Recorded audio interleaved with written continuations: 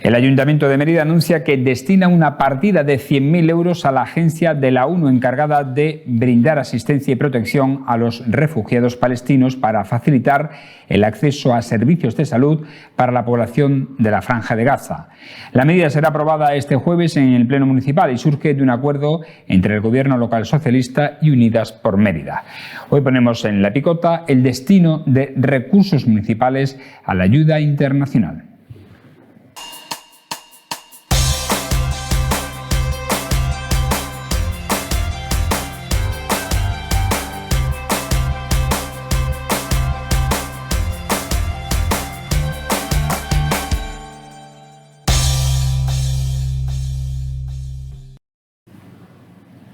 Bienvenidos a este tiempo de la picota en Televisión Extremeña, en el que vamos a abordar los principales asuntos que nos depara la actualidad de esta jornada que apura ya el mes de mayo y que nos sumerge ya en lo que puede ser el primer episodio de calor. Llegamos este año un poquito más tarde que en años anteriores, cosa que es de agradecer. Domingo Hidalgo, ¿cómo está? Buenas noches, bienvenido.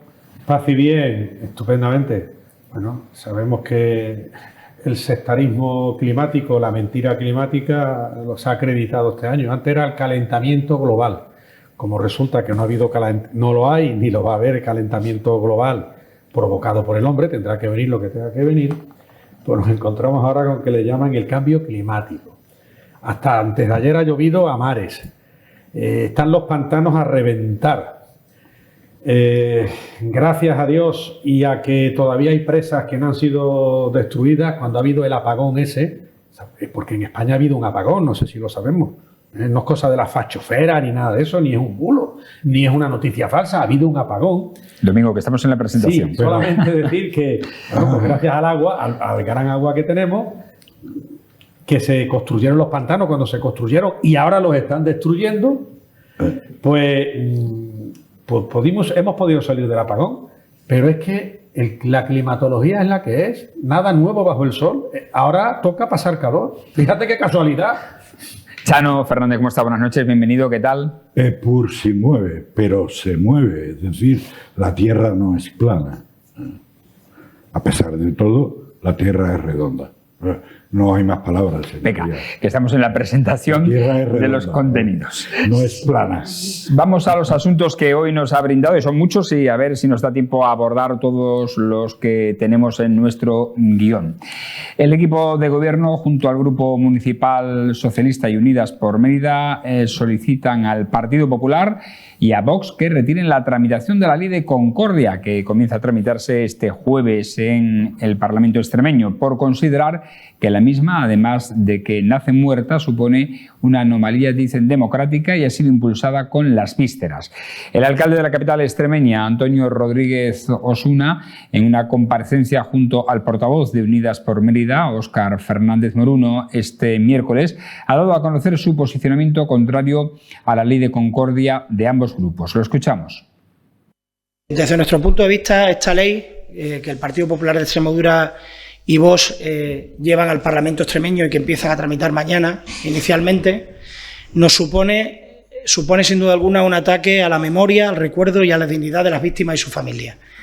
Se trata de una anomalía democrática que además se demuestra nuevamente, ya que la presidenta de la Junta de Extremadura otra vez dice una cosa y hace la contraria. Dijo una cosa al respecto de que jamás se iba a tramitar esta ley de Concordia y nos encontramos que el acuerdo político entre el Partido Popular y Vox lo que hacen es llevar otra vez la Ley de Concordia al Parlamento extremeño.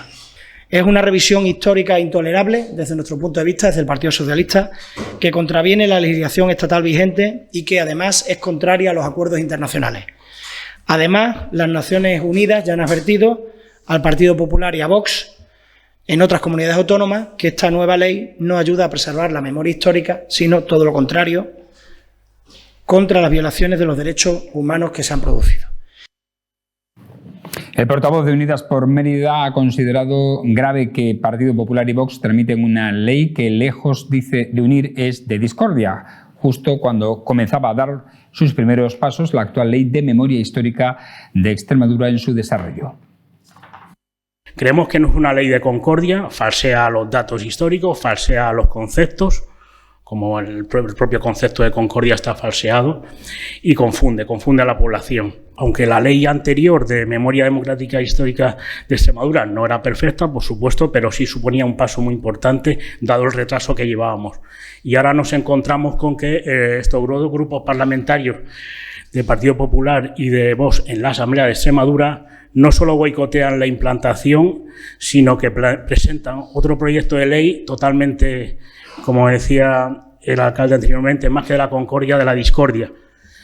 Queremos mostrar mediante esta rueda de prensa, por una parte, las buenas maneras que podemos llegar a acuerdos en algunas facetas importantes para la ciudadanía, en otras pues no podríamos llegar a acuerdos. En esta misma comparecencia se ha anunciado que el Ayuntamiento de Mérida destinará una partida de 100.000 euros a la UNRWA de la ONU, la agencia para suministrar y facilitar el acceso de servicios de salud a la población en la Franja de Gaza. La medida será aprobada este jueves, como decimos, en el Pleno Municipal y surge de un acuerdo entre el equipo de gobierno socialista y Unidas por Mérida. Chano, vamos a empezar por el primero y después por el segundo. Ley de concordia y la aplicación en su desarrollo con la derogación de lo que sería la Ley de Memoria Histórica, que creo recordar que es de 2018. 2019. Bueno. Ley de la Memoria Histórica 2019, con una Ley de Memoria Histórica de marco nacional aprobada en el año 2007, ¿de acuerdo?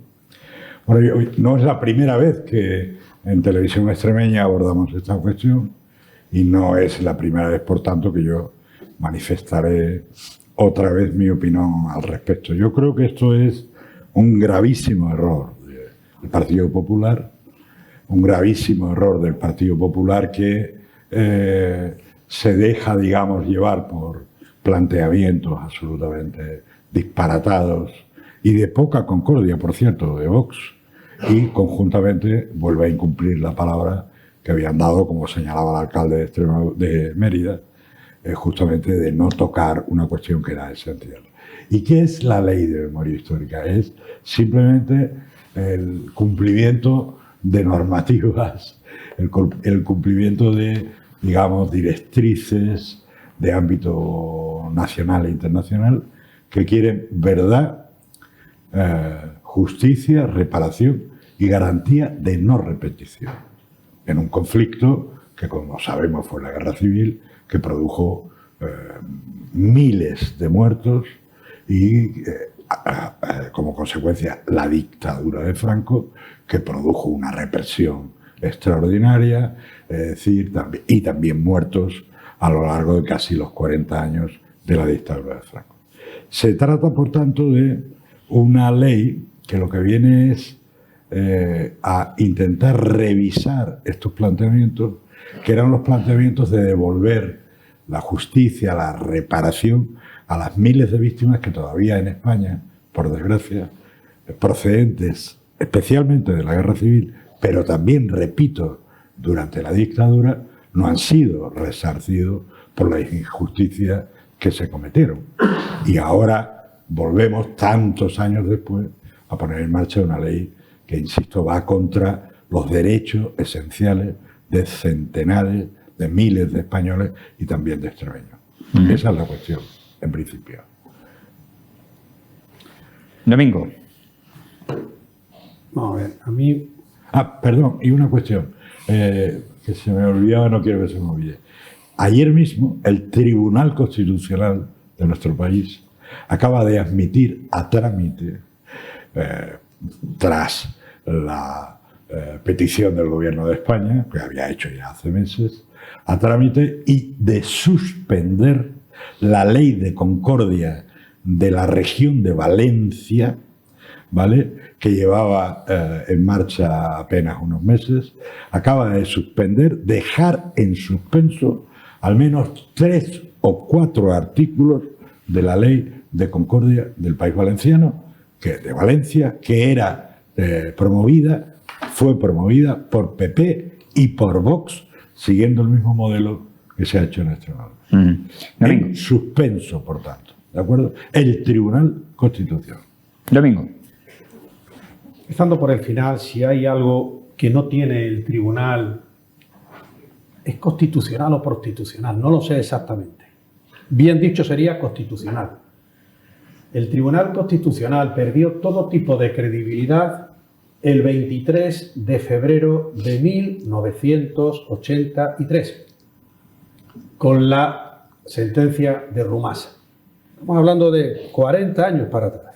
Ese es el prestigio que hasta ahora, que sigue teniendo el Tribunal Constitucional, se lo empezó a ganar. Esa falta de credibilidad la tiene ahora con el delegado del Partido Socialista y de la ultraizquierda, que es Cándido Conde Pumpido, el cual es, pues, el presidente del Tribunal Constitucional. O sea, a mí, que me hablen del Tribunal Constitucional es como,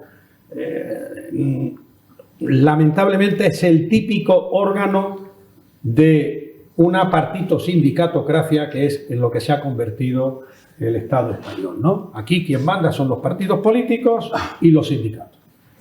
Con lo cual, ahora bien, se habla de la memoria histórica.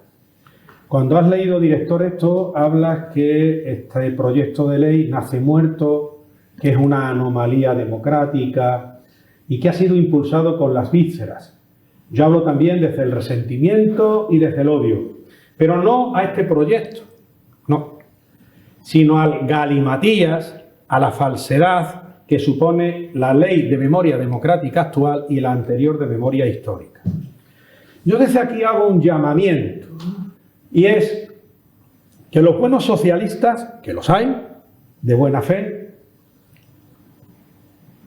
insten al Partido Socialista a pedir perdón por la actuación que tuvo el Partido Socialista durante la Guerra Civil, y con anterioridad. Pero como la Ley de Memoria Democrática e Histórica se refiere solo a la Guerra Civil, aunque también quieren entrar hasta el año 1983, pero bueno, que pida perdón por las checas que dirigió y lo que se hizo en las checas: maltratar, torturar, asesinar, violar. Eso lo hizo el Partido Socialista y el PNV también lo hizo. Y ahí está la historia en los libros históricos, en los documentos históricos. Y los asesinatos que cometió el Partido Socialista. Y el ambiente que se creó en Barcelona, que se creó en Madrid. Eso es lo que yo le diría al Partido Socialista. Pero voy a más. Yo me gusta la memoria histórica, pero la inmediata. ¿Por qué la inmediata? Los autores intelectuales de esta ley, en un pliego más todavía de este gobierno a los herederos de ETA, han sido precisamente los que tienen relación con los terroristas de ETA. ¿Por qué no empezamos a mirar la memoria histórica todavía candente, donde hay más de 300 asesinatos de ETA que no se investigan y que van a esperar a que prescriban? ¿Por qué no hablamos del terrorismo de ETA? ¿Por qué no lo hablamos? Esa sí es memoria inmediata. Gracias a Dios y a los españoles, aquí hubo una transición, y en esa transición se supone que hubo reconciliación. ¿Volver a lo anterior? ¿O es que son maniobras para no hablar de lo real, que es lo que está pasando con Gallardo y lo que está pasando con ciertos continuados e interminables casos de corrupción de este gobierno y del Partido Socialista que lo sustenta? Y de lo que se está haciendo con la UCO, la persecución a la UCO. Es que una detrás de otra. ¿Y vamos a hablar ahora de la Guerra Civil? Si queremos hablamos, pero vamos a hablar en serio. Chano. A ver, la primera preocupación a mí como ciudadano y como tertuliano es cuando escucho poner en duda el Tribunal Constitucional. Yo creo que, en fin, tenemos un serio problema. Si en este país, después de los años de democracia que llevamos, nosotros ponemos en duda el máximo tribunal de garantía constitucional en nuestro país, yo creo que apaga y vámonos. Es decir, si el diagnóstico es, empezando por el Tribunal Constitucional, todo lo demás no sirve. Y a mí, insisto, como ciudadano, lo digo modestamente, como una persona normal y corriente, como un funcionario ya jubilado, como un militante comprometido también en la izquierda, pero en la democracia de su país, esto me produce una verdadera preocupación. Pues, insisto, si ponemos en duda, tendríamos que cerrar ya este debate y empezar a hablar de otras cuestiones. Yo creo en la democracia de mi país, creo en la Constitución de mi país, creo en los órganos que constituye las diversas jurisdicciones, sectores de nuestro país. Creo en la división de poderes. Y luego entiendo que efectivamente puede haber órganos jurisdiccionales que estén sometidos a la crítica, que tengan mayor o menor credibilidad. Pero no me quiero parecer a países, por ejemplo, en Estados Unidos, donde, por ejemplo, desde el propio gobierno de Trump se pone en duda la actuación de su equivalente al Tribunal Constitucional allí, el Tribunal Supremo de la Nación, con ataques a determinados jueces, etcétera, etcétera. Eso por una parte. Segundo, esta ley, se decía hace unos segundos, unos minutos, atiéndase al problema del terrorismo. Extremadura, ley 2/2020 de 4 de marzo, 2/2020 de 4 de marzo, gobierno de Guillermo Fernández Vara, de apoyo, asistencia y reconocimiento a las víctimas del terrorismo de la Comunidad Autónoma de Extremadura. Y como correlato, existe otra ley de ámbito nacional anterior a la 2/2020 de ámbito nacional que ampara y protege, por supuesto, a las víctimas del terrorismo. Es decir, no se puede. ¿Por qué se apela a las víctimas del terrorismo aquí? Justamente para minimizar, para diluir de lo que se está hablando. Y de lo que se está hablando es que España entró en una verdadera tragedia con un golpe de Estado en el año 36, que se continuó con una guerra civil durante 3 años hasta el 39, y que continuó con una dictadura represiva y sangrienta para una parte de la población española durante casi 40 años. Esta es la cuestión.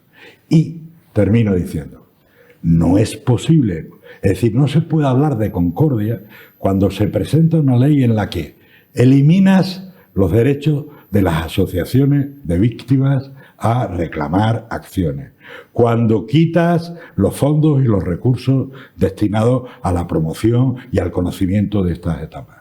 Y por si hubiera alguna duda, durante la República, efectivamente, se produjeron 2 intentos reales de golpe de Estado. Uno, en 1932, con un militar, que era el general Sanjurjo, representando a una facción de la derecha en nuestro país, y otro intento de subvertir el orden constitucional en 1934, en la llamada Revolución de Asturias, pero las dos, repito, tuvieron la sanción en los límites que correspondían durante la propia República.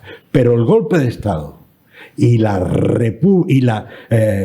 represión subsiguiente todavía no han sido reparadas para cientos de familias que tienen a sus deudos en las cunetas sin reconocimiento. Antes se hablaba también, hubo verdaderas atrocidades por parte de las, las fuerzas republicanas. Las hubo. Verdaderas atrocidades, verdaderos crímenes, digámoslo. Sí, se hicieron en nombre de la libertad en aquel momento y de otros ideales. Ni una sola de esas víctimas, ni una sola de esas víctimas de esas fuerzas republicanas ha quedado sin reconocimiento. Y si lo está, será de un modo. Yo, cualquier ciudadano extremeño es conocido en las entradas de las iglesias, en las fachadas de las iglesias, listados de caídos por Dios y por España, el reconocimiento que se les debía. Muy bien, han estado durante años, ha habido ceremonias en pueblos reconociendo a esas personas que fueron represaliadas, sí, por la República. Bueno, algunas de ellas murieron en actos de enfrentamiento en la guerra. No conozco, he conocido justamente después, gracias a la acción de esta ley y de las intervenciones de las asociaciones, la recuperación de la memoria de los cientos de hombres y mujeres asesinados, represaliados, encarcelados, y mujeres por su condición de ellos, y, por ejemplo, personas pertenecientes al colectivo de LGTBI de aquella época que fueron encarcelados durante la etapa del franquismo solo por su condición sexual, solo por su orientación. No estábamos hablando de ideología de izquierda, no estábamos hablando de condición personal. Esto es lo que esta mal llamada ley de concordia quiere acabar con ello. Domingo. Vamos a ver, vuelvo a insistir que nos estamos encontrando con una maniobra para hablar de esto en vez de hablar del golpe de Estado que lleva dando este gobierno con sus asociados a lo largo de los últimos 4 años, en los que está corrompiendo y rompiendo las instituciones. De eso mejor no hablar. Vamos a hablar de hace 80 años de esa guerra civil y tampoco hablemos de la transición. El Tribunal Constitucional, naturalmente, que tiene su función. Lo que pasa es que se ha tergiversado, porque la partito-sindicatocracia lo que ha hecho es repartirse las instituciones y los dineros. Tocando el tema del asociacionismo, muchas de estas asociaciones, igual que pasa con tantas ONG que se están enriqueciendo de una manera bestial a costa de todos, con el tema de la inmigración, que puede empezarse a llamar ya invasión consentida, hay que empezar a hablar así, porque eso es hablar de la verdad, de lo que está en la calle, no es lo que uno tiene que decir de manera política y socialmente correcta, no vaya a ser que uno se signifique. Y las ONG y muchas asociaciones lo que van es para colocar a su gente a hacer política desde ahí.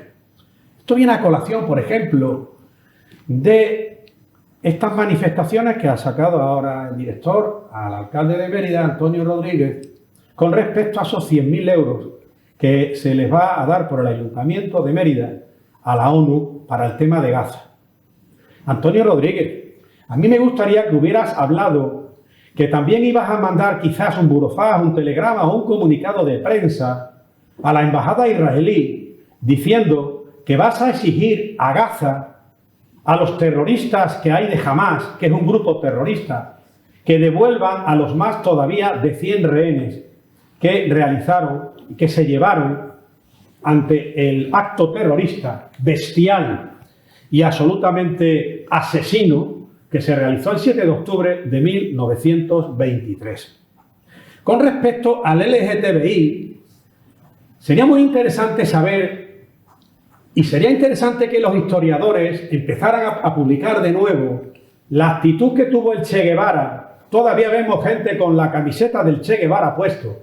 Pues que sepas que el Che Guevara en Cuba puso, cuando la famosa revolución comunista cubana, que todavía sigue viva y que, como sabemos, mantiene a Cuba como la mejor nación del mundo y la más próspera, pues bien, el Che Guevara, con el visto bueno de Fidel Castro, puso un campo de internamiento, de concentración para los maricas, para los LGTBI, con todo lo respeto lo de marica.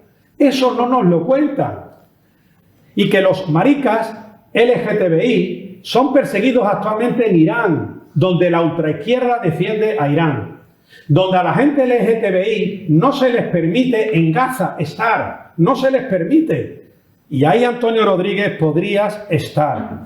Entonces, quizás sea momento de hablar de que el PSOE pida perdón por su actitud criminal y haber provocado y ser uno de los causantes de la guerra civil del 36 al 39.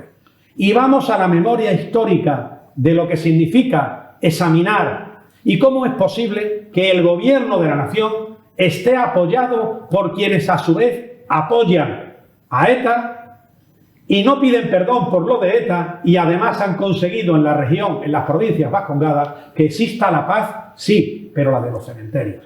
Venga, vamos a ir avanzando en temas, si no nos vamos a quedar aquí eternamente.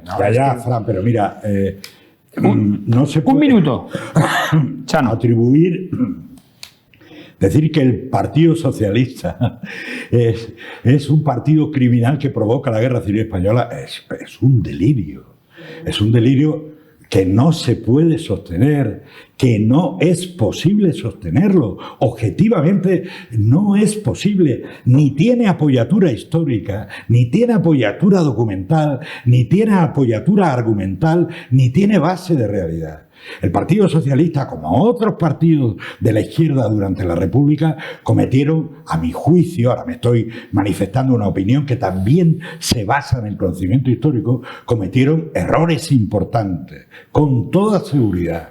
Con toda seguridad. Pero la guerra civil la provoca un golpe de Estado, una conspiración de una parte de los militares con el apoyo de una parte de la derecha importante, económica, agraria en nuestro país, con el apoyo de la Iglesia y con el apoyo de fuerzas, estados extranjeros, le hace Italia y Alemania. Y tengo que decir y terminar, la República se proclama en el 31 y no le dan tiempo porque apenas año y medio después hay ya datos documentados históricamente que demuestran que dirigentes políticos de la derecha y de la ultraderecha española estaban ya conspirando para acabar con la República. Venga, Esta es la realidad. Vamos a seguir avanzando en otros temas que si no, muy rápido, de respuesta al mismo tiempo. Muy rápido. Pero si queremos convertir esto... No quiero que sea un debate sobre la guerra civil, porque estamos llegando a ese Domingo nivel. tiene una posición, pero es que yo no aceptaré, es decir, todas las opiniones son razonables. No, mire usted, un momento. Si yo oigo un debate de alguien que dice, por ejemplo, por poner un ejemplo disparatado, pero que se entienda, no, en una operación de corazón abierto, lo que habría que meter es un bypass. Y yo diría, pero oiga, todas las opiniones serán las opiniones de la gente que conoce y que tiene la base. Lo demás dice, es que es mi opinión, yo creo que... No, mire usted, yo creo que no. ¿Dónde está la base documental? Después de 80 y muchos años de la guerra civil, hay estudios claramente establecidos que hablan de la importancia de la conspiración de la derecha y de la provocación del golpe y de la continuación de la guerra civil. Nos hemos ido del contenido de la ley a la guerra civil y tampoco quiero que esto sea un debate sobre la guerra civil, ni mucho menos, porque al final está protagonizando el debate. Venga, Domingo. Aquí estamos hablando de realidades, no de opiniones. Yo estoy hablando de realidades acreditadas.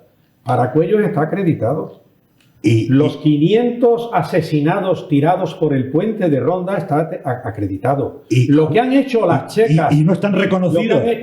Están reconocidos, Domingo. No, mi pregunta Perdón, mi pregunta es si me vas a dejar hablar. No, que si están reconocidos. ¿Tú me vas a dejar hablar? Están reconocidos. ¿Pero me vas a dejar hablar o no? Venga, Domingo. No, perdón, es que tengo que terminar. Sí, está en un solo palabra. Están reconocidos. Chano, venga. Vamos a ver. Reconocidos. Tanto entonces como ahora, lo que se busca es destrozar un tipo de sociedad y crear un sistema de ultraizquierda y comunista, donde no haya división de poderes. La tierra no, ni el socialismo ni el comunismo la tierra no es plana. defiende la división de poderes. Lo que está buscando la izquierda, el socialismo y el comunismo es simplemente que haya una nomenclatura que gobierna con gente que esté aprisionada y donde la función judicial y la función legislativa esté en manos del Ejecutivo.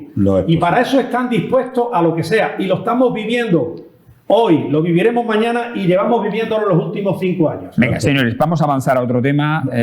Pocas figuras son tan poco conocidas y, sin embargo, tan relevantes para la historia de España como la del político emeritense José María de Calatrava, que va a ser homenajeado en la capital extremeña con un ciclo de conferencias y con otras actividades, con el objetivo de dar a conocer su figura. Bajo la denominación José María de Calatrava y su tiempo, este ciclo de conferencias arrancará este jueves, el 29 de mayo, en la Asamblea de Extremadura y se celebrará todos los jueves hasta el próximo 26 de junio a las 7 de la tarde.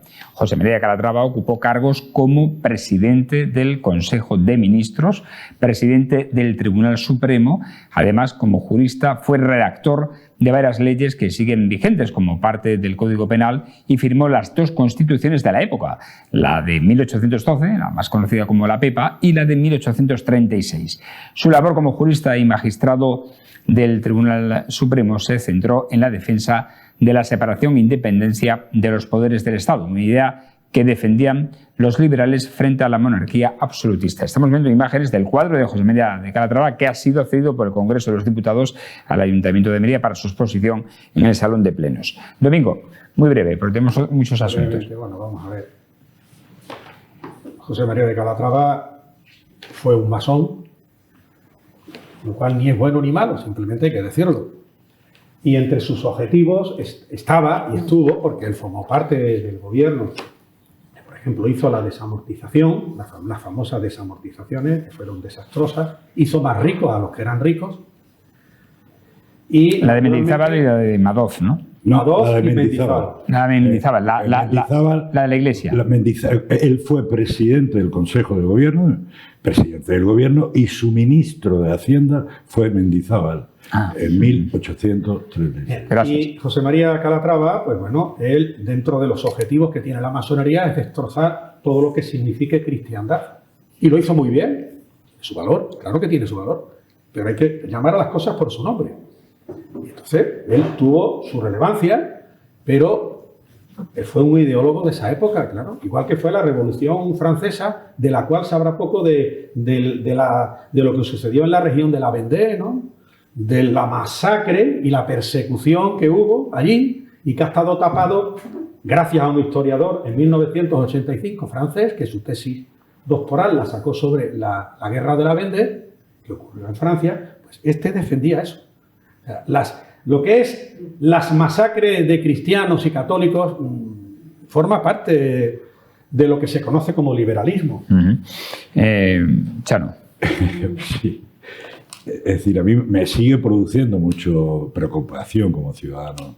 Es decir, nosotros tenemos ahora, si la referencia es que Calatrava va contra la religión, 100 y pico de años después, es tremendo. Es decir, el problema es, de nuevo, el dibujo de las 2 Españas, pero a garrotazo, como las representaba Goya. Es decir, Calatrava es un hombre de su tiempo que opta por entender, como ya venía ocurriendo en esos años del siglo XIX en Europa, que opta por traer libertades que abran y que faciliten la mejora de las condiciones de vida de la gente. Lucha contra el absolutismo de Fernando VII, un rey que viene de modelos de comportamiento de la monarquía absoluta de siglos anteriores, y Calatrava lo que significa, por tanto, es un intento de modernización del país. Un intento de modernización. Y yo, como emeritense de adopción, como extremeño, me encuentro muy satisfecho de que tantos años después podamos tener la ocasión de revisar su figura, conocer su ejecutoria y interpretarle en el tiempo en el que está. Domingo acaba de hacer referencia al tema de la desamortización. Efectivamente, visto en perspectiva del tiempo, la desamortización tuvo enormes dificultades, creó graves problemas en nuestro país. Pero el interés de Calatrava y de Mendizábal era, y de la monarquía bajo la que actuaban, era en aquel instante crear una inmensa, como se decía, familia de propietarios. No lo lograron. enriquecieron más a los que ya tenían, por lo tanto fue un proyecto fallido, pero era un intento de modernización, fallido por cómo se desarrolló, no por los objetivos que pretendía. Y por lo tanto, para mí, de nuevo, Calatrava representa, insisto, la España que quiere cambiar las condiciones y mejorar la vida de la gente. Y hay que celebrarlo. Y defiendo, por tanto, en este caso claramente el liberalismo, que por cierto pertenece y luego ha constituido y ha dado forma y ha dado armazón a políticas que se han desarrollado en Europa y en España a lo largo del siglo XX y durante el siglo XXI. Bueno, pues la Asamblea de Extremadura comienza este jueves esas conferencias, ese ciclo de conferencias sobre la figura de José María Calatrava. En Crónica de Sucesos hemos de contarles que agentes de la Policía Nacional han detenido a un hombre de 51 años acusado de 2 robos con violencia e intimidación con una pistola simulada en una gasolinera y una farmacia de Mérida y para el que se ha decretado su ingreso en prisión. Fue un hombre el que llamó a la Policía Nacional para alertar de que había un individuo que ocultaba su rostro con un casco y braga oscuros. Salía de una gasolinera de la localidad donde al parecer había cometido el robo. Los agentes acudieron de forma inmediata a la zona donde fueron informados por el testigo del lugar de la huida de este hombre. El detenido es un varón de 51 años con antecedentes por hechos similares, quien tras la instrucción del pertinente atestado fue puesto a disposición de la autoridad judicial, quien decretó su ingreso en prisión. Y llegamos a la crónica política, otro asunto ya, porque nos queda muy poquito tiempo y queremos hablar de la actualidad regional en política. El secretario general del PSOE de Extremadura, Miguel Ángel Gallardo, se va a estrenar mañana, jueves, como presidente de su grupo parlamentario en la Asamblea, formulando una pregunta a la presidenta de la Junta en la que planteará la necesidad de alcanzar acuerdos y consensos para que los extremeños tengan, dicen, un futuro mejor. El líder de los socialistas de la región, que en concreto preguntará a Guardiola qué valor le otorga el diálogo en su acción de gobierno, se sentará, mejor dicho, por primera vez en el escaño como líder de la oposición en el Parlamento Regional, donde jurará o prometerá su cargo este jueves. Y tras la polémica suscitada en torno al movimiento iniciado por el propio Gallardo antes de que el juzgado que lleva el proceso judicial en el que está inmerso por la contratación del hermano del presidente del Gobierno en la Diputación de Badajoz ordenara la apertura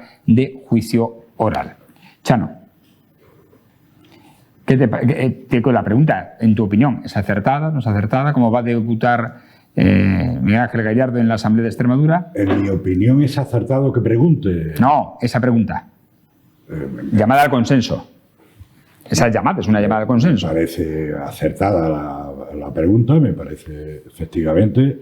Yo creo que el secretario general de los socialistas, el tercero que hay desde que hay un partido socialista organizado regionalmente y el tercero que va a estar en el Parlamento tras Juan Carlos Rodríguez Ibarra y Guillermo Fernández Vara, pues va a preguntar, de acuerdo con el reglamento de la Asamblea de Extremadura, por ser presidente del grupo parlamentario correspondiente del PSOE, va a preguntar a la presidenta de la Junta, que digamos es una facultad, entre comillas, un privilegio, que solo corresponde a los presidentes de los grupos parlamentarios una vez al mes. Es como una sesión de control del Congreso de los Diputados, que son los miércoles. Exactamente, como los miércoles.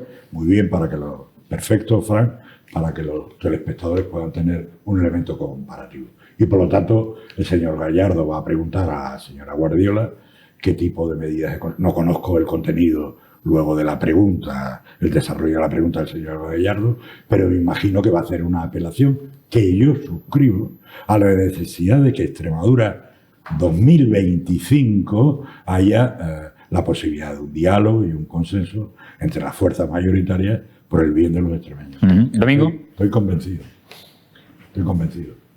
Y algo que me ha llamado mucho la atención ya, Gallardo, el señor Gallardo, pues huele a cadáver político. Y esto no es una suposición. Precisamente en esta tertulia y al inicio del programa y ha salido Antonio Rodríguez, por cierto, en a quien corresponda después me gustaría hablar, decir algunas cuestiones. Pues vamos mal de tiempo. Como siempre. Y Antonio Rodríguez ha hablado algo referente al ayuntamiento sobre la ley de memoria democrática y tal, ¿no? Pero el punto político que yo saco ahí es que Antonio Rodríguez está hablando ya en clave regional. Atenta a la batería. Está hablando en clave regional. Lo digo desde aquí, queda grabado. Antonio Rodríguez, aparte de autopostularse como nuevo líder regional del Partido Socialista Obrero Español en la región extremeña, va a ser empujado, estas son suposiciones que yo tengo, por conclusiones que saco a la vista de intervenciones y demás. Se está autoproponiendo, se está haciendo su campaña, y que esto no es crítica, esto él es político y ha de tener su mejor y mayor ambición política. Y va a ser apoyado por gente. Gallardo ahora mismo es un cadáver político. No se tiene en pie lo que ha hecho. Después del espectáculo, no fue, de la desgracia criminal de Puerto Urraco, que se habló nada más que de Extremadura y Extremadura y Extremadura. Ahora Extremadura ha vuelto a ser los ojos no, todo el mundo mirando y oyendo lo que estaba pasando en Extremadura, con el esperpento que ha realizado su presidente regional, secretario regional en este caso, Gallardo, Alfonso Gallardo, creo que es Alfonso, no sé cuál es el nombre. Miguel Ángel Gallardo. Gallardo lo que ha hecho de encontrar, entre comillas, la buena voluntad en un partido tan democrático como todos, en esta partito sindicatocracia, que dimita, que deje de ser diputada, creo que era una diputada la que ha dimitido, y ha corrido la lista en 4 candidatos que deben estar muy ocupados, y el ser diputado es una auténtica, eso es una esclavitud, ser diputado. Ha demostrado Gallardo que ser diputado es una esclavitud, que es algo malísimo, que es peor que estar en una mina de carbón sin tan siquiera con una mascarilla, que atenta contra la vida propia. Entonces él se ha sacrificado por el bien no suyo, que va, ni por su interés temporal tampoco. Él se ha ido a la asamblea por servir a Extremadura. Que nadie piense que él ha provocado que dimita una diputada, que los 4 siguientes de la lista renuncien a poder acceder a la Junta de Extremadura, a la Asamblea de Extremadura, y él, que tiene esa capacidad de sacrificio tan increíble, dando un ejemplo de lo que es un buen socialista, que se sacrifica, que sabe arrancarse el pellejo por ser socialista, él, para que, hombre, inevitablemente tampoco ha renunciado al aforamiento que va a tener, que no tiene, que va a tener, pero la verdad, lo ha hecho para que los extremeños vivamos mejor. Por eso, Antonio Rodríguez, te ha puesto Gallardo una alfombra roja para que llegues a la dirección regional. Venga, Chano, muy rápido. Tomándolo, yo creo, en fin, como debe ser también, y en honor sobre todo a los telespectadores. Paréntesis brevísimo. Por cierto que, no sé si es que me ocurre a mí solo, creo que no. A la mayoría de los participantes en la picota creo que también.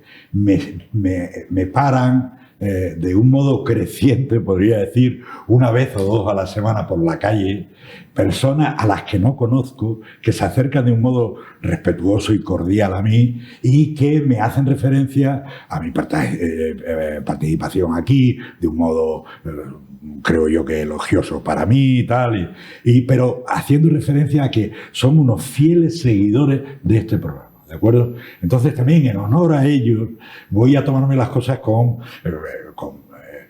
delicadeza, con humor, con moderación, con sofrosine, con cierta calma, ¿de acuerdo? Y atribuir a Domingo ahora su condición. Ya sabéis que yo le tengo un gran respeto en diversos ámbitos, por ejemplo en su actuación profesional, etcétera, pero ahora la condición de rapel.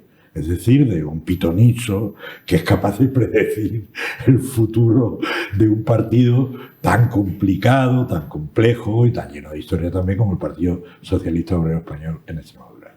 Y pues, como yo no quiero tampoco entrar en manzanas traigo, ¿no? Estamos hablando de una cosa y dice manzanas traigo y cambio de argumento, es decir, ¿el señor Gallardo va a preguntar, empezaba, a la señora Guardiola? Sí, tiene derecho.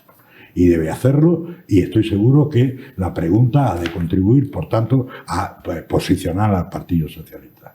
¿El señor Gallardo tiene derecho reglamentario, estatutariamente, a entrar en el Parlamento? Sí.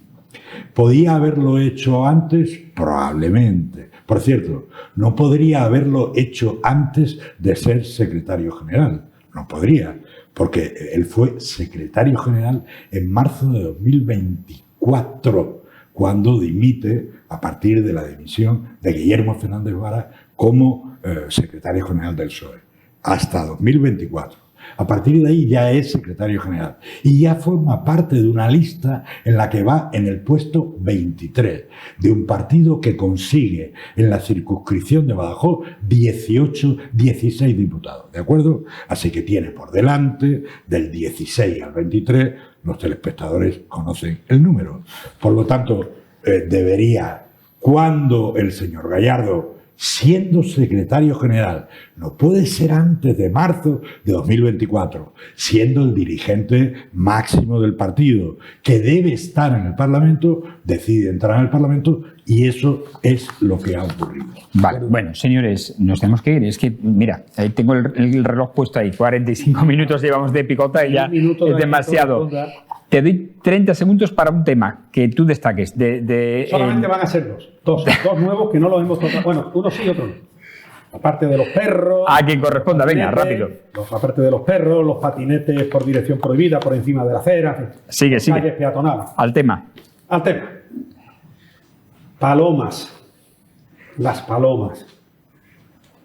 Mérida, no es porque el suelo esté lleno de palomas no, de cagadas de palomas. No. Antonio Rodríguez yo creo que está pretendiendo que la gente no se asome a los escaparates. Porque resulta que cuando alguien está mirando los escaparates en la calle, no en mitad de la calle, a pie de escaparate, con un poquito de suerte, y además en este caso se reparte mucho, le puede caer una cagada en la cabeza, en el vestido, en el pie, en la pierna, le mancha. Y voy a decir sitios muy cercanos a donde Antonio Rodríguez va todos los días. La calle Juan Pablo Fornel, la parte por donde, no la puerta principal del ayuntamiento. La trasera. La trasera, que la puerta administrativa, ¿no? Esa es una calle que está infestada de cagadas de palomas. Y es porque hay palomas arriba que incluso se cagan. ¿Qué le vamos a hacer, Antonio Rodríguez? Habrá que hacer algo. Pero venga, Domingo. Si nos vamos a la calle Graciano, nos vamos a la calle John Lennon, pues todo exactamente igual. El tema de las palomas hay que darle una solución. Venga, una solución. Y termino. Esto es grave. Antonio Rodríguez, tú también tienes mucho que decir. Si entramos en el Alcazaba por la calle Graciano, sí, por donde entran los coches oficiales, por donde por detrás están los aparcamientos de coches oficiales de la administración, sí, por ahí. Pues asomándose por la puerta, donde antes se ponían los empleados para atender al público, desde fuera se ve el tejado de esos edificios, de esas pequeñas casetas, que son de Uralita. Pero Antonio Rodríguez, tú sabes que con el tema de las Uralitas han provocado cánceres por un tubo y que se están cambiando en todos los edificios las Uralitas y se están quitando. Estás tardando, Antonio Rodríguez, en decirle a Félix Palma que esos tejados Uralitas se quiten de una vez. Dicho queda, nos vamos, señores. No hay tiempo para más. Agradecer a nuestros picoteros, como siempre, su opinión, que hoy se ha extendido un poquito más y después no nos caben en las redes sociales los programas. Gracias, Domingo. Que tengas una buena semana. Bien, muchas gracias. Chano, que tengas una muy buena semana también. Gracias. Y a ustedes agradecerles, como siempre, su atención. Mañana nos vemos aquí en La Picota en torno a las 10 menos 25 de la noche en la TDT y en nuestra página web y redes sociales. Así que hasta entonces, buenas noches. Sean felices.